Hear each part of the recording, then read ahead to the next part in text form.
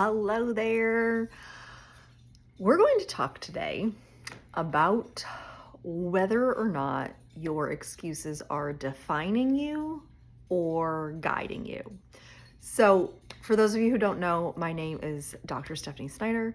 I am a success mentor, and I am excited to talk about this topic today because I was sharing a little bit about it in my Facebook group earlier today, and I thought, what a great topic, especially with my kids going back to school. I know that I have used my kids as an excuse, occasionally. But it was interesting as I was talking about this morning that we oftentimes let our excuses define us. And we say we can't do something because we're too old, we're too young, we're an introvert, we're an extrovert, we're not fit enough, we're not smart enough, we don't have this certification, we don't have that certification. And oftentimes we let those excuses define what it is that we're willing to do to create the life that we want. Now, that is something to pay attention to. But I don't want you to think that excuses are bad in their entirety, because we can actually use the excuses to help us and to guide us.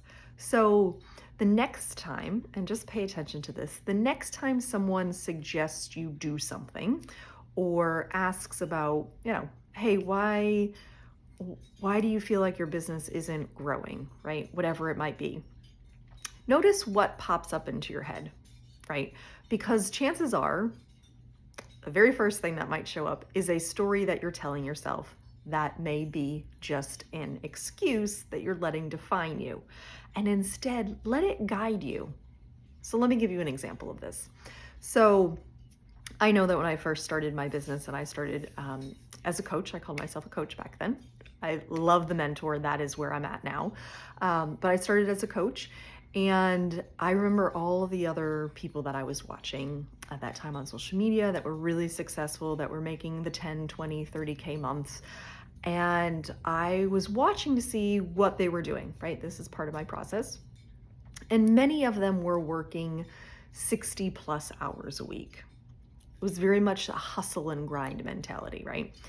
And I remember thinking to myself, well, shoot, I guess I'm just not going to be successful because I cannot work 60 hours a week. I have children.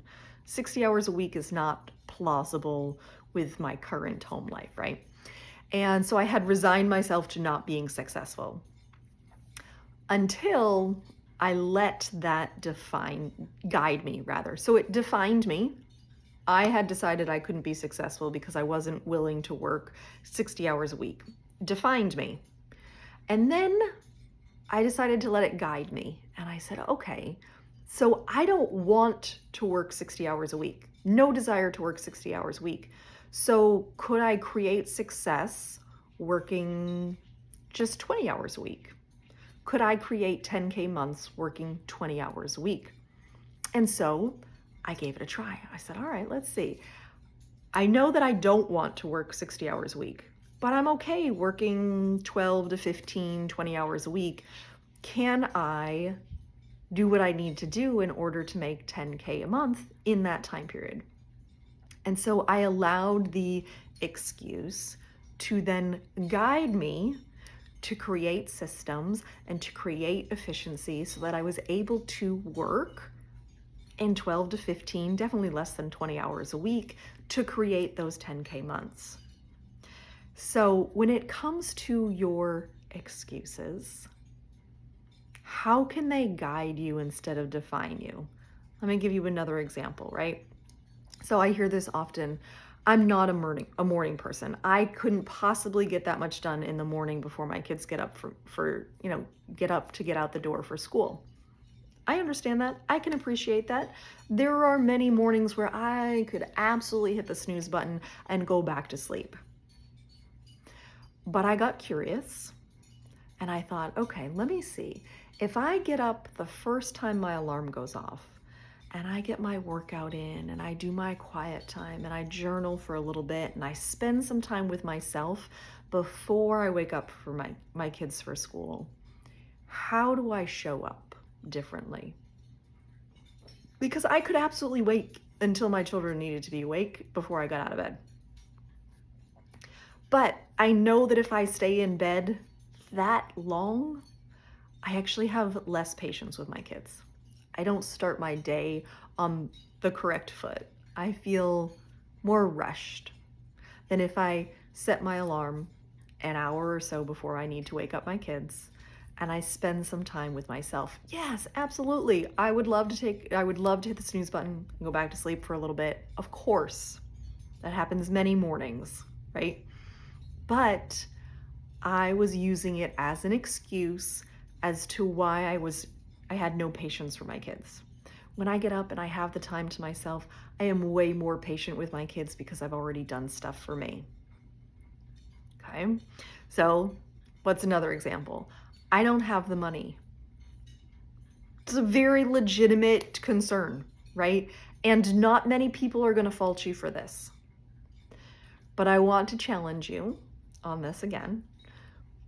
We have the money for the things that we deem important, right? We manage to find it. It comes through. It just shows up, right? For the things that are important. When it comes to our kids, you bet your butt we're going to be able to find that money, right? And sometimes as moms, we struggle to find the money for ourselves because we can justify our way out of it. Well, I want to share a little story with you about justifying your way out of spending money on yourself as a mom. I'm not suggesting that you go out and you buy designer purses every month if your budget is tight. I am suggesting that if you don't have oodles of money to spend on yourself, that you spend some time with yourself.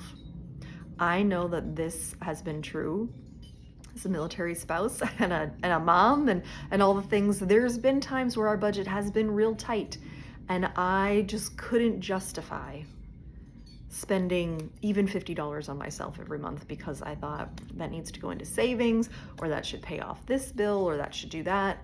But what I started to do was invest time in myself. And I would say, okay, maybe I don't have $50 this month for me to go do whatever it is, but I can take an hour to myself and do something for me. So I got really creative.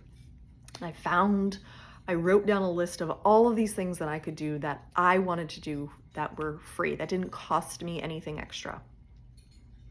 This is why you see me go to the beach a lot, because I love going to the beach. Number one, so incredible. But two, it doesn't cost me anything extra to go to the beach. I can go to the beach and I can spend time with myself and I can read my book and I can invest in me. I can listen to some personal development. I can invite a girlfriend along the way. And so I really started to find ways in which I could fill up my own cup that wouldn't cost me anything. And I didn't feel guilty about it. That's the biggest thing, right? Because I would have felt guilty if I had spent, $1,000 on a designer purse when we didn't have $1,000 to spend on a designer purse, right? But I didn't feel guilty by spending an hour at the beach with my daughter, by myself kind of thing, right? So this is just a great exercise. So getting back to your excuses. Are you letting them define you or guide you? Because chances are that excuse is something that you can use to go, okay, so if I don't have the money for this, what could I do that's not going to cost me any money but falls under that same category, right? A lot of the times it's filling up our cup and you can do all of that for $0. Doesn't cost anything, right? So I hope you enjoyed this video this week. I am excited to be back into this regularly. I'm going to be showing up here at least once a week with new videos and new information. If you have any questions, please comment below. I would love to help, I would love to support, I'd love to answer. And if you are interested in what it looks like to work with me, please send me a message. I will be happy to help. And I hope you have a great rest of your day. And as always, be big, be bold, and be opulent. Bye, loves.